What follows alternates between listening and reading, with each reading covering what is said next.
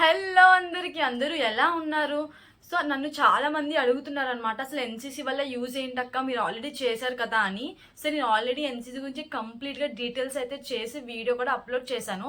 So upload చేసిన తర్వాత కమెంట్స్‌లో ఏమైనా డౌట్స్ ఉంటే అడగండి అని అడిగితే, సో మొత్తం కంప్లీట్‌గా ఎన్‌సీసీ గురించి యూజ్ ఏంటి అని చెప్పి అడిగారనమాట.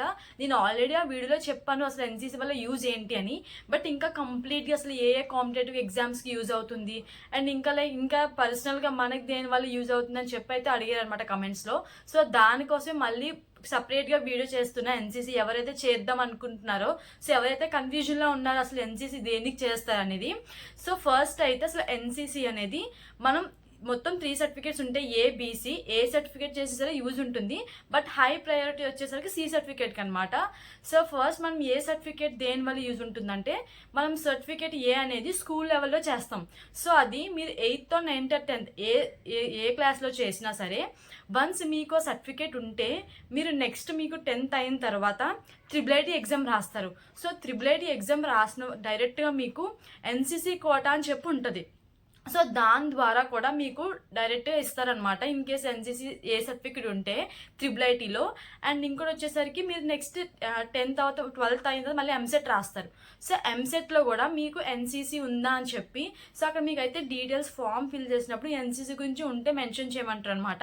ఈవెన్ ఎన్‌సీసీ కోటా కూడా సపరేట్గా ఉంటుంది ఎంసెట్ వాళ్ళకైతే. అండ్ ఎంసెట్ రాసిన వాళ్ళ తర్వాత ఒక ప్రయారిటీ ఉంటుంది అనమాట. ఇన్ కేస్ మీకు ఎన్‌సీసీ సర్టిఫికేట్ ఉంటే ఎంసెట్లో. అండ్ ఈవెన్ జేఈ మెయిన్స్ కానీ అడ్వాన్స్డ్ కానీ మీరు అప్లై చేసినప్పుడు కూడా అక్కడ మిమ్మల్ని అడుగుతారు ఈవెన్ స్పోర్ట్స్ కోటా ఉందా, ఎన్‌సీసీ ఉందా అని చెప్పి. సో ఎందుకు అలా అడుగుతారంటే, ఎవరికైతే ఉందో వాళ్ళు కొంచెం హై ప్రయారిటీ ఇస్తారనమాట. So priority in the sense ఎలా అంటే, ఇన్ కేస్ మీకు వేరే వాళ్ళకి సేమ్ మార్క్స్ వచ్చాయి, లేదంటే సేమ్ పర్సెంటేజ్ వచ్చింది. సో అప్పుడు మీకు ఎవరికైతే ఎన్‌సీసీ సర్టిఫికేట్ ఉందో సో వాళ్ళకి ఫస్ట్ ఇస్తారనమాట. అంటే వాళ్ళకి హై ర్యాంక్ ఇస్తారు. సో అలా ప్రయారిటీ అయితే ఉంటుంది. ఈవెన్ లైక్ ట్రిపుల్ ఐటీలో కానీ JEE mains, advanced, EAMCET, even ఇంకా మీకు డిప్లొమా తర్వాత రాస్తారు కదా ఈ సెట్, అందులో కూడా మీకు ప్రయారిటీ అయితే ఉంటుంది సో ఎన్‌సీసీ వల్ల. సో అంటే మనం ఏ ఆర్ బి చేసింది మనం కాంపిటేటివ్ ఎగ్జామ్స్కే కాకుండా సో ఇలా కూడా మనకైతే హెల్ప్ అవుతుంది. అండ్ నెక్స్ట్ కాంపిటేటివ్ ఎగ్జామ్స్ అసలు ఇందులో హెల్ప్ అవుతుందని తెలుసుకునే ముందు అసలు ఎన్‌సీసీ లైక్ పర్సనల్గా ఎలా హెల్ప్ అవుతుంది అంటే, ఫస్ట్ వచ్చేసరికి మనకు ఒక లీడర్షిప్ క్వాలిటీస్ అని బిల్డ్ అవుతాయి అనమాట. ఎందుకంటే మనం సీనియర్స్ అవుతాము అంటే మన జూనియర్స్ని మనమే గైడ్ చేయాలి. సో అలా మనకి లీడర్షిప్ క్వాలిటీస్ అనేది బిల్డ్ అవుతుంది. అండ్ నెక్స్ట్ వచ్చేసరికి ఎవరైతే ఇంట్రోవర్ట్స్గా ఉంటారో పక్కా ఎక్స్ట్రోవర్ట్ కింద అయితే మారుతుంది. ఇది మాత్రం పక్కా. ఎందుకంటే మేము చాలామంది ఎన్‌సీసీలో మా కెడెట్స్ చూసాము, మా ఫ్రెండ్స్నే చాలా ఇంట్రోవర్ట్స్గా ఎవరితో మాట్లాడిన వాళ్ళు కూడా ఎన్‌సీసీకి వచ్చిన తర్వాత ఒక యూనిటీ అనేది బిల్డ్ అయిపోద్ది. సో మనకు తెలియకుండా చాలామంది ఫ్రెండ్స్ అవుతారు. సో మనకంటే మనం ఎక్స్ట్రోవర్ట్గా మారిపోతాం అనమాట. ఆటోమేటిక్గా మనకి లీడర్షిప్ క్వాలిటీస్ వస్తాయి, కమ్యూనికేషన్ అనేది బిల్డ్ అవుతుంది. సో ఇంట్రోవర్ట్ నుంచి ఎక్స్ట్రోవర్ట్ కింద పక్కా మారుతారు.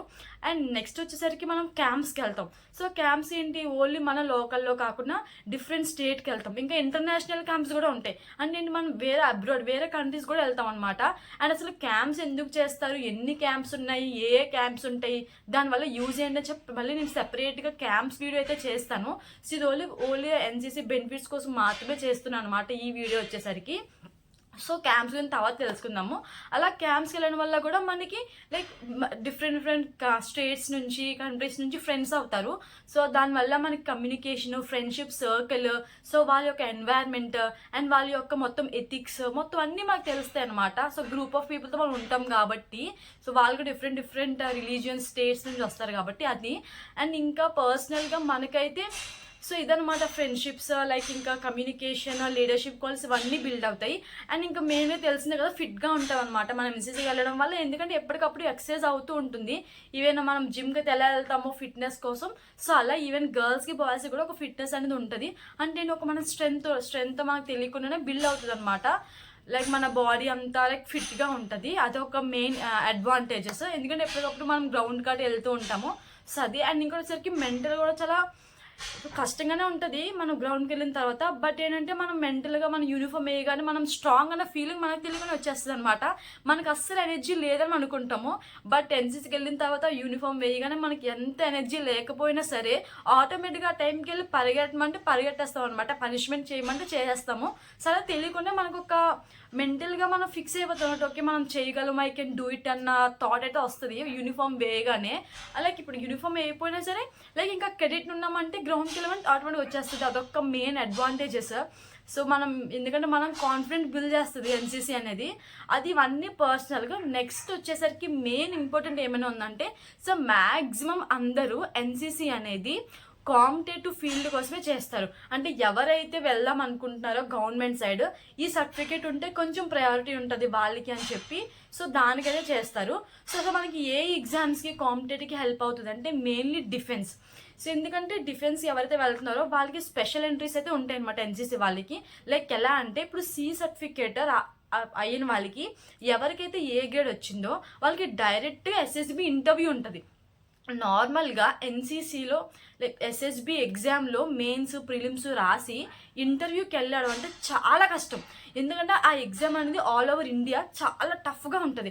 అలాంటి ఎన్‌సీసీ కేడెట్స్‌కి ఏ సర్టిఫికేట్ ఉంటే సో డైరెక్ట్‌గా ఇంటర్వ్యూకి అనేది అలౌ చేస్తారనమాట. అదొక మెయిన్ అడ్వాంటేజెస్. సో ఎవరైతే ఇంటర్వ్యూ ఆఫీసర్ లెవెల్‌లో పోస్ట్ మళ్ళీ ఎస్ఎస్‌బి అంటే లైక్ వెళ్దాం అనుకుంటున్నారో చాలా మంచి ఆపర్చునిటీ అనమాట. అది మాత్రం ఎన్‌సీసీ కేడెట్స్ ఏ సర్టిఫికేట్ ఉన్న వాళ్ళకి ఏ గ్రేడ్ ఉండాలి సి సర్టిఫికేట్లో అది. అండ్ నెక్స్ట్ వచ్చేసరికి ఇంకా ఆర్మీలో మనకి స్పెషల్ ఎంట్రీస్ ఉంటాయి. ఎలా అయితే ఇప్పుడు మనం ఇప్పుడైతే అగ్నివీర్ వచ్చింది కదా. సో అగ్నివీర్ అంటే ఏంటి ఎగ్జామ్ రాసి తర్వాత ఇంకా ఫిజికల్ టెస్ట్, మెడికల్ టెస్ట్ అయిన తర్వాత అప్పుడు వాళ్ళకి 4 years ట్రైనింగ్ అవుద్ది కదా. సో అలానా సేమ్ ఇంకా స్పెషల్ ఎంట్రీ ఉంటుంది అనమాట. ఏ ఎగ్జామ్ లేకుండా స్పెషల్ ఎంట్రీ అని చెప్పి ఉంటుంది. లేదా కొన్నిటికి ఎగ్జామ్స్ ఉండి అంటే ఓన్లీ వేకెన్సీస్ ఓన్లీ ఎన్‌సీసీ వాళ్ళకి మాత్రమే రిజర్వ్ చేసి పెడతారు. సో అదొక స్పెషల్ ఎంట్రీస్ ఉంటాయి మిలిటరీ డిఫెన్స్ సెక్టర్లో. అండ్ నెక్స్ట్ వచ్చేసరికి మనకి స్టేట్స్లో ఏంటి అంటే మనకు తెలిసిందే ఎస్ఏ కానిస్టేబుల్ ఉంటుంది. వాటికి కూడా కొంచెం రిజర్వేషన్ అనేది అయితే ఉంటుంది అనమాట. సో ఎవ్రీ ఇయర్ ఇంతని ఉంటుంది. లైక్ 5% అని ఇలా అంటే 5% అంటే ఇప్పుడు 100 కంటూ కొన్ని మార్క్స్ అని కలుస్తాయి అనమాట. 3 to 5 మార్క్స్ అని పర్సంటేజ్ బట్టి ఆ ఇయర్ బట్టి అనమాట. అండ్ ఇంకా వచ్చేసరికి ఇంకా బిఎస్ఎఫ్ అని, సిఆర్ఎఫ్ అని ఇంకా ఇంకా టీచింగ్లో అయితే పీటీ అన్నీ ఉంటాయి కదా. సో ఇంకా ఏఎన్ఓ అని ఉంటుంది. సో ఏఎన్ఓ ఏంటి అంటే ఇప్పుడు మనం ఎన్సీసీ చేస్తారు కదా స్కూల్స్లో వాటిని.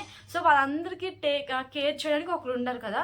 సో ఏంటి వాళ్ళకి ఒక టీచర్గా ఏఎన్ఓ అని అంటారనమాట. సో వాటికి కూడా ఎన్సీసీ సర్టిఫికేట్ అనేది హెల్ప్ అవుతుంది. అండ్ తర్వాత మెయిన్లీ గ్రాడ్యుయేట్ అయిన తర్వాత మనకి గేట్ ఎగ్జామ్ అని చెప్పి ఒకటి రాస్తాం. సో గేట్ ఎగ్జామ్స్ కూడా మనకి ఇంత పర్సెంటేజ్ అని ఉంటుంది. ఎవ్రీ ఇయర్ ఆ పర్సెంటేజ్ అనేది మారుతూ ఉంటుంది గేట్ స్కోర్లో. సో ఎవరైతే రాద్దాం అనుకుంటున్నారో అక్కడ కూడా మనకి ఎన్సీసీ అనేది హెల్ప్ అవుద్ది. అండ్ నెక్స్ట్ వచ్చేసరికి ఎఫ్సెట్ అని ఉంటుంది. అదేంటి అది కూడా ఆఫీసర్ లెవెల్లో ఎయిర్ ఫోర్స్ వాళ్ళు కండక్ట్ చేస్తారు. సో అది కూడా హెల్ప్ అవుద్ది అనమాట ఎఫ్సెట్లో. ఇంకా ఇండియన్ నేవీలో ఇంకా డిఫరెంట్ ఇంకా అంటే యూపీఎస్సీ ఇంటర్వ్యూలో కూడా మనకి ప్రయారిటీస్ ఇస్తారనమాట ఎన్సీసీ క్రెడిట్స్కి. యూపీఎస్సీ ఇంటర్వ్యూ అయిపోయిన తర్వాత ఫైనల్గా మనకి మెరిట్ లిస్ట్ వస్తుంది కదా. సో అప్పుడు మనకి అయితే ఇంకా ప్రయారిటీ అనేది ఇస్తారు. ఇంకా చెప్పింది కదా బిఎస్ఎఫ్ అని ఇంకా సిఆర్ఎఫ్ అని చెప్పి ఇంకా స్టేట్లలో కొన్ని ఉంటాయి కదా. సో డిఫెన్స్ సెక్టర్వి అవన్నీ హెల్ప్ అవుతుంది. అండ్ నెక్స్ట్ వచ్చేసరికి ఇంకా ఆల్మోస్ట్ రైల్వే. సో రైల్వేలో కూడా ఇంత పర్సెంటేజ్ చెప్పి అయితే ఉంటుందన్నమాట. సో అదనమాట. సో ఫైనల్లీ ఇది మొత్తం అడ్వాంటేజెస్ మొత్తం ఎన్సీసీ వల్ల లైక్ కాంపిటేటివ్ ఎగ్జామ్స్కి ఏంటి అన్నిటికి. సో డిఫెన్స్ సెక్టర్స్లో అండ్ తర్వాత ఇంకా టీచింగ్ సెక్టర్స్లో ఇంకా పోలీస్ సెక్టర్లో ఇవన్నిట్లో హెల్ప్ అవుతుంది అనమాట. రైల్వేలో. సో ఎన్సీసీ అనేది మ్యాక్సిమం తెలుసు అన్ని కాంపిటేటివ్ ఎగ్జామ్స్లో మ్యాక్సిమం ఉంటుంది. ఒక బ్యాంకింగ్లో ఉండదు అనుకుంటా అంతే. సో మిగతా అన్నిట్లో కూడా ఉంటుంది. అండ్ ఇంకా పర్సనల్గా మనం చాలా తెలియకుండా చాలా నేర్చుకుంటాం.